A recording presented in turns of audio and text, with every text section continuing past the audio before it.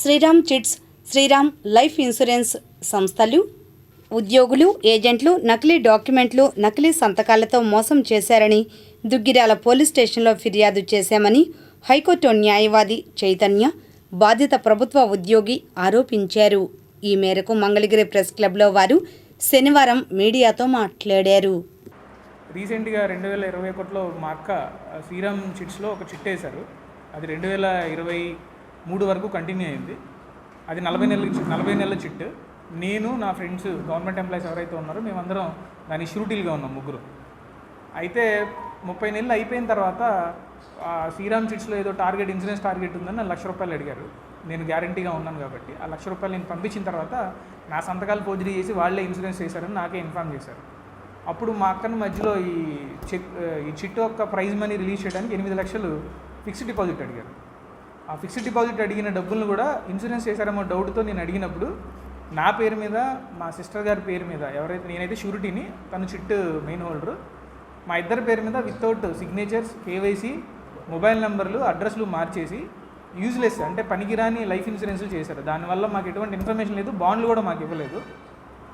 Mobile నెంబర్లు మార్చారు, అడ్రస్లు మార్చారు. ఆ చిట్టును కూడా కావాలని మమ్మల్ని డిఫాల్ట్ చేశారు. ఎలా అంటే అడ్రస్లకి సరైన నోటీసులు ఇవ్వకుండా మొబైల్ నెంబర్లు మార్చేశారు కాబట్టి మాకు ఎటువంటి ఇన్ఫర్మేషన్ దాని నుంచి రాలేదు.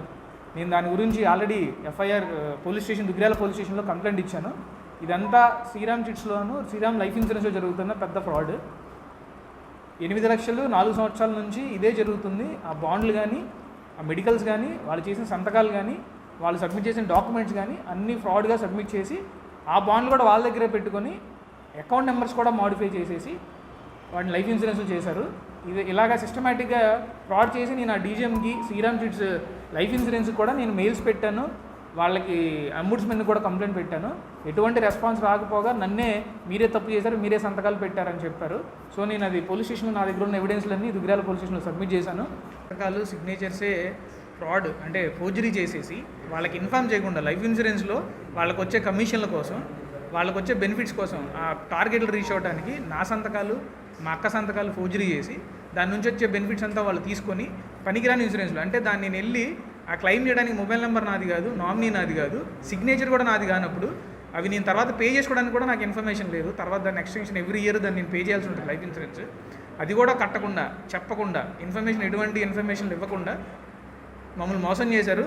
నేను దాని విషయంలో వాళ్ళు చేసిన ఫ్రాడ్ వాళ్ళ డీజీఎంకి కూడా ఇన్ఫార్మ్ చేశాను, స్టేషన్కి కూడా ఇన్ఫార్మ్ చేశాను. దాన్ని కాంపన్సేషన్ క్లెయిమ్ చేస్తున్నాం. ఆ కాంపన్సేషన్ ఇన్సూరెన్స్ మీద మా డబ్బులు ఏవైతే 8 లక్షలు డిపాజిట్గా వేసిన డబ్బులు ఉన్నాయో వాటి మీద మేము కాంపన్సేషన్ క్లెయిమ్ చేస్తున్నాం. కన్జ్యూమర్ కోర్టుకు కూడా వెళ్తున్నాం. ఇన్ఫర్మేషన్ అవేర్నెస్ కోసం నాకులాగా ఎవరు మోసపోకూడదు, ఎవరు ఇబ్బంది పడకూడదు అనే ఉద్దేశంతో ఈ కాంపన్సేషన్ పెట్టడం జరిగింది. నా పేరు చైతన్య, నేను అడ్వకేట్గా ప్రాక్టీస్ చేస్తున్నాను.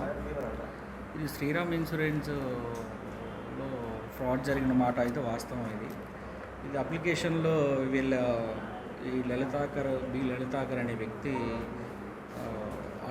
అడ్రస్ పేర్లు కానీ, నెంబర్స్ కానీ, డోర్ నెంబర్లు కానీ అన్నీ చేంజ్ చేసేసి వాళ్ళు చేసిన మాట, ఫ్రాడ్ చేసిన మాట అయితే వాస్తవం. ఇవన్నీ డాక్యుమెంట్ రూపంలో మనం పోలీస్ స్టేషన్లో ఇవ్వడం జరిగింది. పోలీసు వారు విచారించి కేసు కంప్లీట్గా కేసు ఎఫ్ఐఆర్ ఫైల్ చేశారు. దాని నుంచి